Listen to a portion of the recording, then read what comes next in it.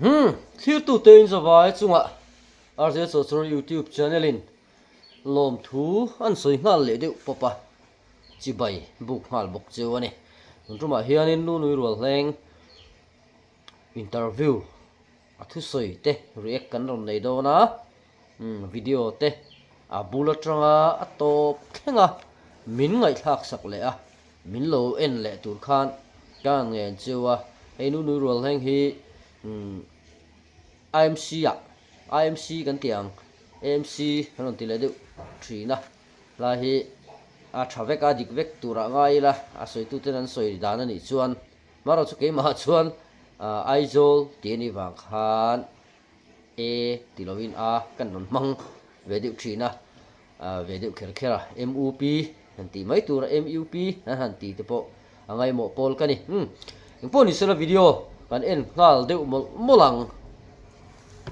tani na kanin tong lo mai karon nang fu cha he kanin nin ti deu thut ania min an man pui thei do na wangin kalom hle mai ma sai lo chuan social tournament tu na hen bot sai don ania hi abul tum tu le organizer ni nang kharin engril ru pu ti nge ni thalai te tu zong le te lampang hi tu pui wang hin hi ma ti nge ni ti lai kha nia soi tu ri nei ang pian kha min soi sak ta che kalom he zarina i ramhun south wai me hola tu na han omega i futsal tournament sang hi som hi paru i MC Wat 4 wam chunga veng sang ramhun south ramthar veng le ramthar north aizol veng lai te hemi hom chunga chalai te hi i enge hei MC Wat 4 ani khachanin hei i MC ading ve tura ka mingte anrik ta ka khanin elai veng chunga chalai te na inpo na chazok ne nan te le acha ve le chu chu o i hei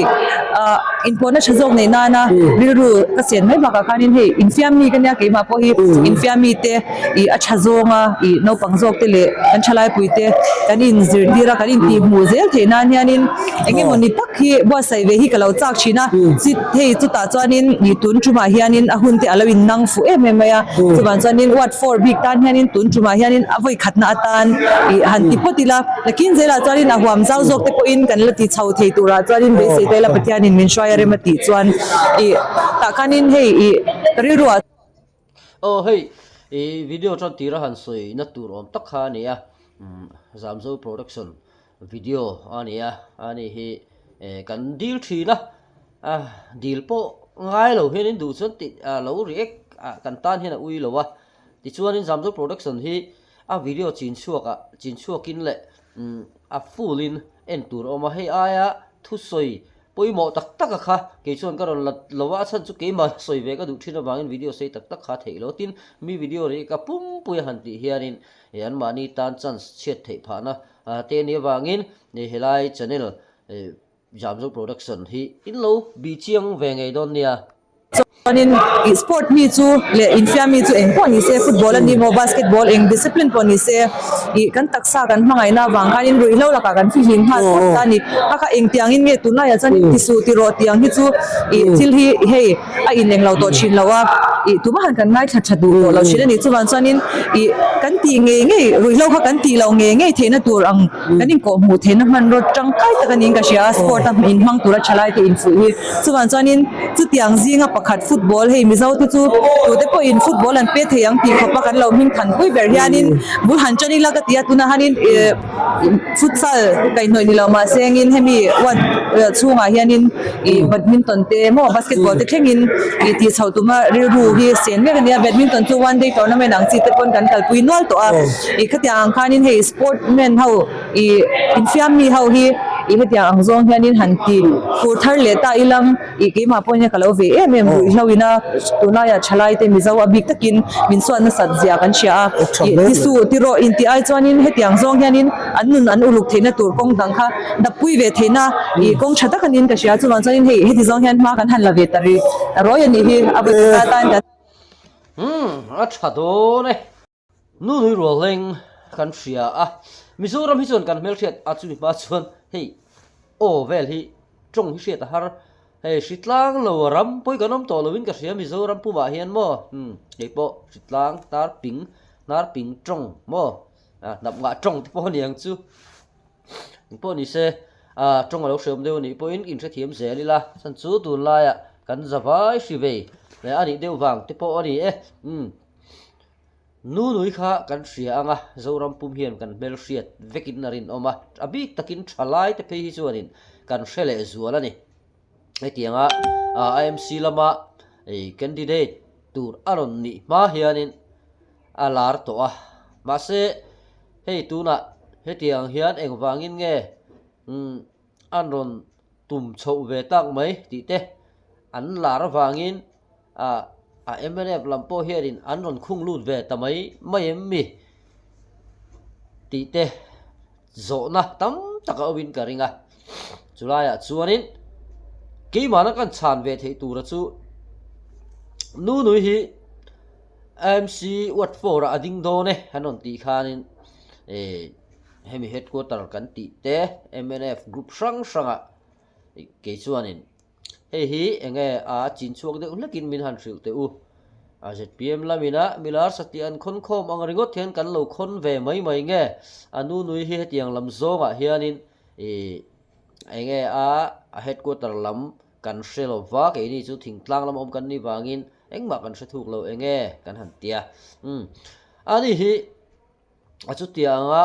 helai alar satli ale engama wang lam alo ni lowa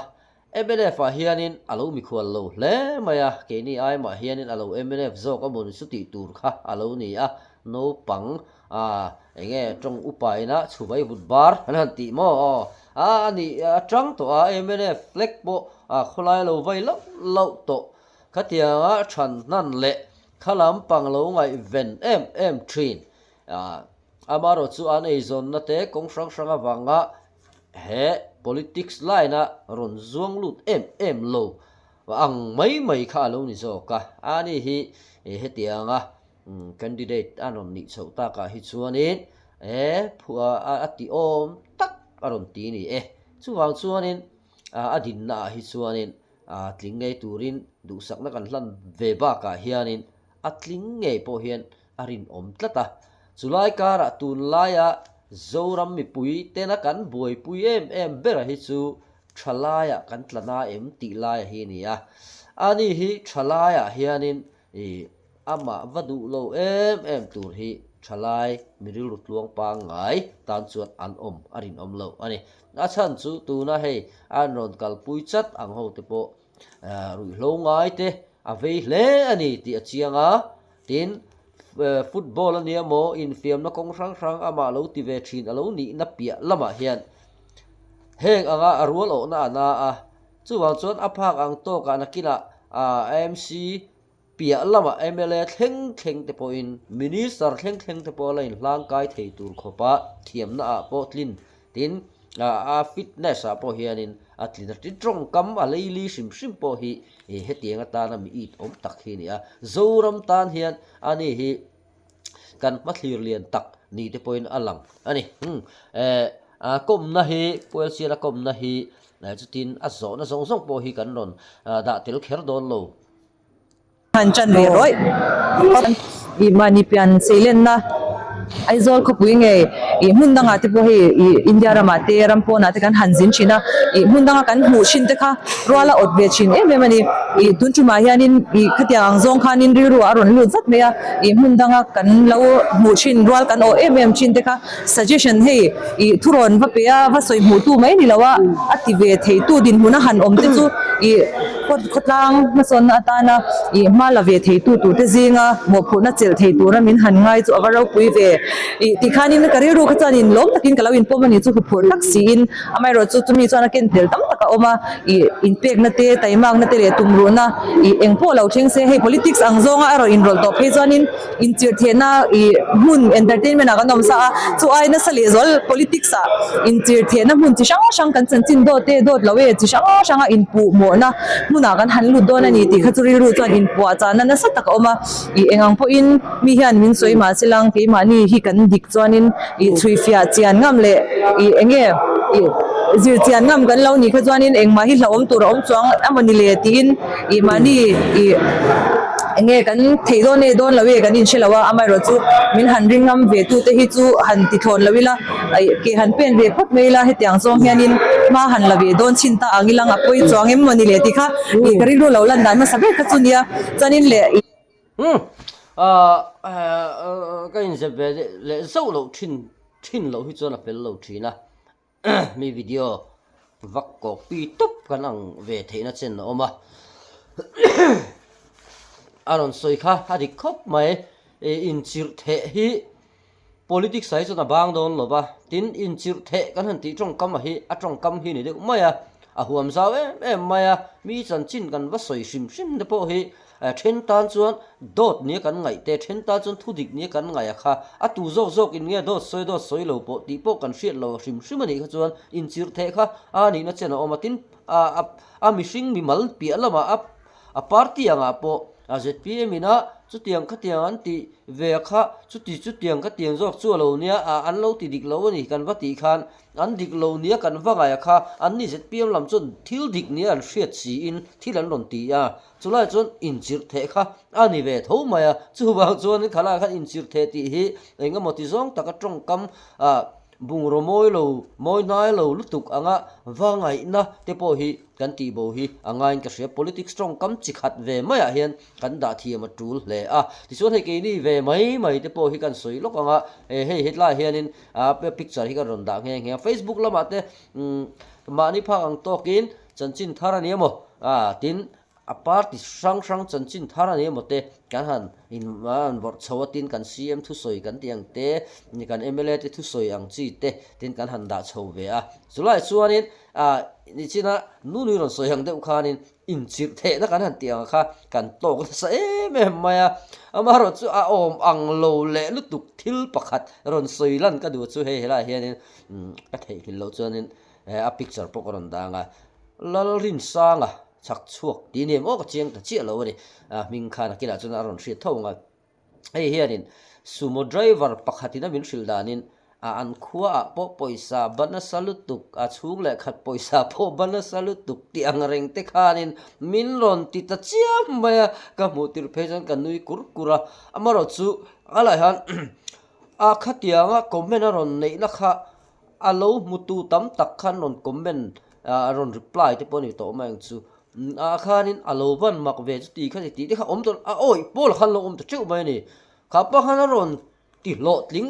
nge ni lo tling khan ti don lu tu ka amaro chu ne social media chon ke ni te pon ke mani ngai dan anga kha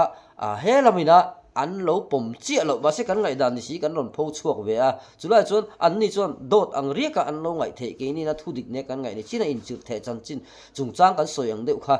ani ve thena chen om wang hianin enga moti zonga thu boi hla boi han ti te chia ma hi atul ne em po min ka thelo wa heng ti chu kan ma chon tur lo meng tin po min ron tro se amaro chu nu ni na ron soyang chia khan ke ma hian dik na om phot chuan mo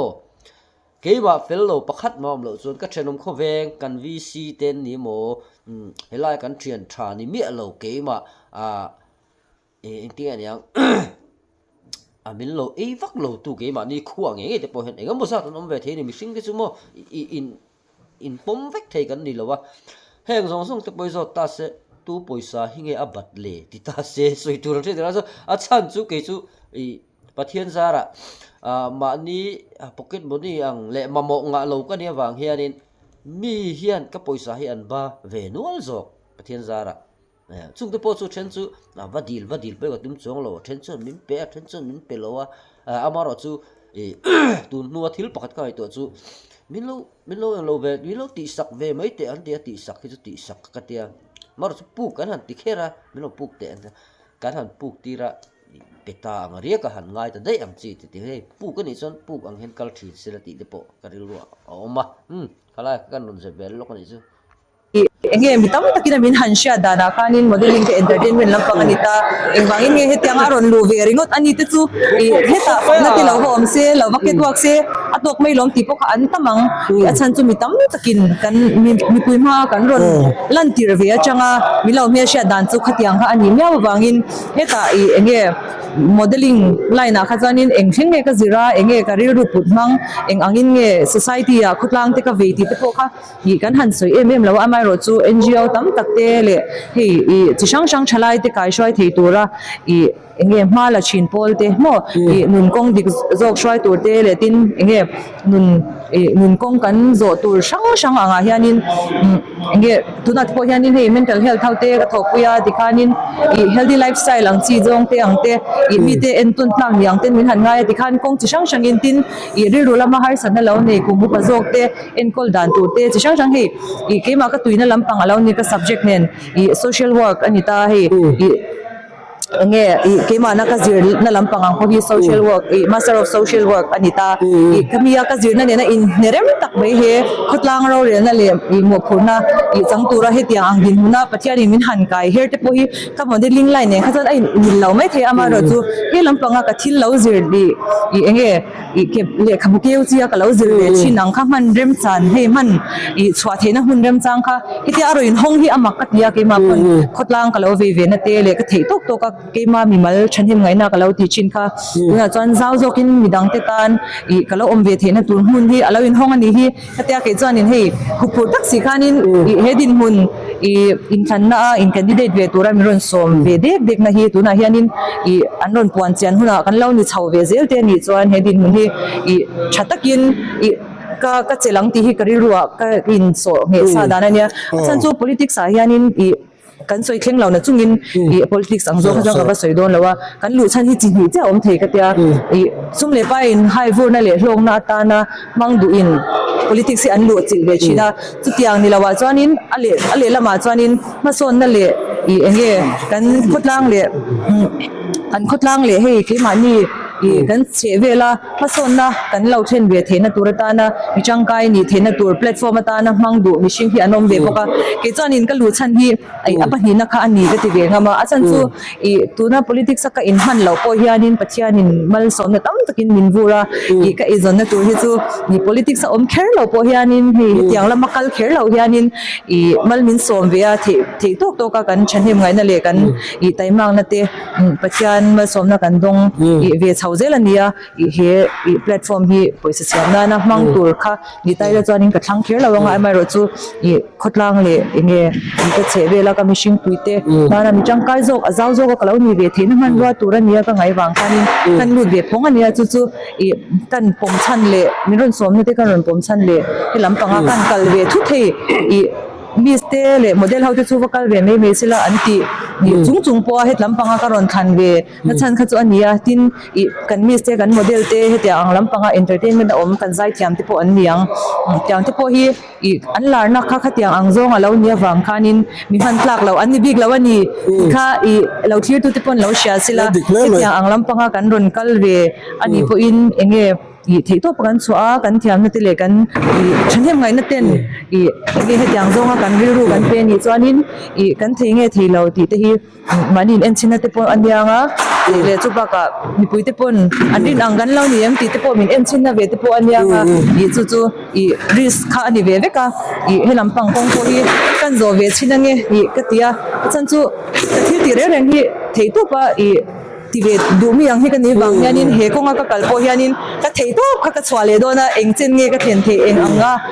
zau nge ka ti thei ti hi ke ma po hin en ka duwa chuan sanin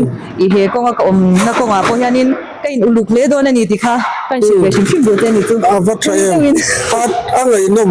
pathui po ka ti lo ngai nom ka te ka mu ta kan ka lo che ma nu hi kha trong kampo bungrua nga view mai hetiang taka azirna ne na po lo in mil rio an lo ni bok nen ama lo mi sa rio bok nen khanin avot theidin muna te han dina voi live han sut no na vot thi thak khopa han vot ni pochak omang rang khop maya hamaro chu maing po ni sela bil ni puiten hi lo ngai tha ula lo sia ula lo vot ting te u phot mai na Mizoram hian ale lama chuanin hetiang ang mei che in vor sang thei tak kan nei nual zinga hian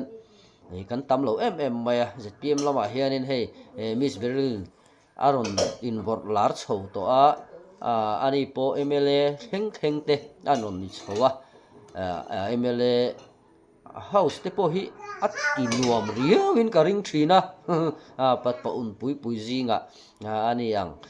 thu ve kak mai thin te chuan ati nom ve te po rin omani po ni sel MLA rual som li te zinga chuanin a chak em mei cheni chuan alo haranga maro chu an phak to ka hianin mi helaya central dor ko nga po hianin taka chuanin du thu samang taka hoisen taka an kalani phei hi chuanin an o ka po hi lo lian ma deu nge tuna hianin kan sarkar hian ala arin rola hian nei lo em zo ka kan ti don nge nia kan rian lo hian lo mang na savio nge phei chu kan hre chuang lo nu nui po hi nakin loka chuanin IMC mai ni lovin MLA ate po aro in vorzel tura ngaila chung thenga po chuan mi puite support na mamo hle ni mi puite na kan support a mi puite na kan rin ngam tlat hi chuan heng ang mei chia te hi chu mal lai kam pi le puten mei che fin tui khura la kai lo we an lo ti satli angot kha an lo ni lo mei che chen kha tam tak te pe hi chu mi pa in ti pa ve sati tam tak hian kan phalo le ni a politics line ni moni lo mo kong sang sang a hian kan phalo wa tin huai sen na konga hian le tumru na konga hian mi patam takin kan phalo em nu i tuna po tumru na ringot po hi hlotlin pui na tham nin ka hria chu wang chuanin ni helai a bial mi pui te po in he atumru na sim te po hi in lo ti lo tlin sak the ni chuan a bial tan hian atum ang nge hianin na athok thang ti hi garing tlata tin trong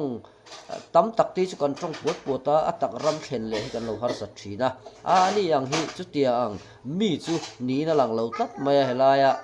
a interview kan mu a trong kam a klet chu maya chu wang chuanin mirin tlak tak aneng ti kha arim oma chu ti ro le ro chuan tun laya hey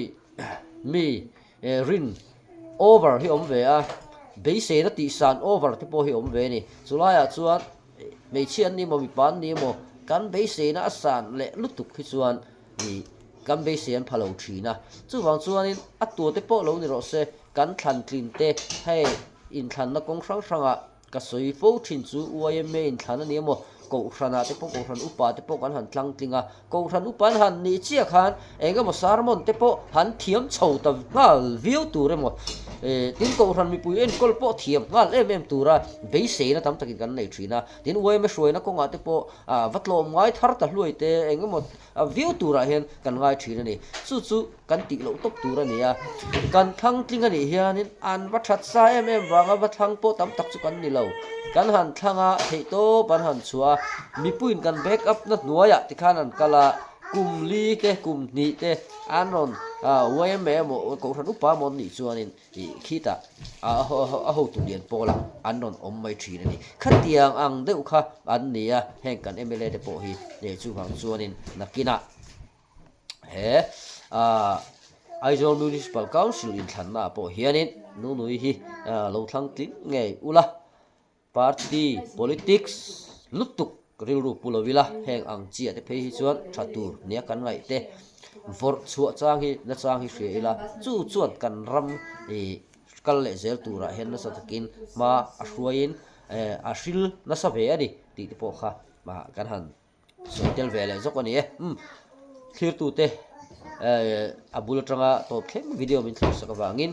chunga lom thu kan soya channel min lo subscribe lo te kan mani chon khong ai ta kamin subscribe rin kan ngen le mol bok chu ani the top per ta na chuan zamzo production hi in lo vat lo vele ngai don nia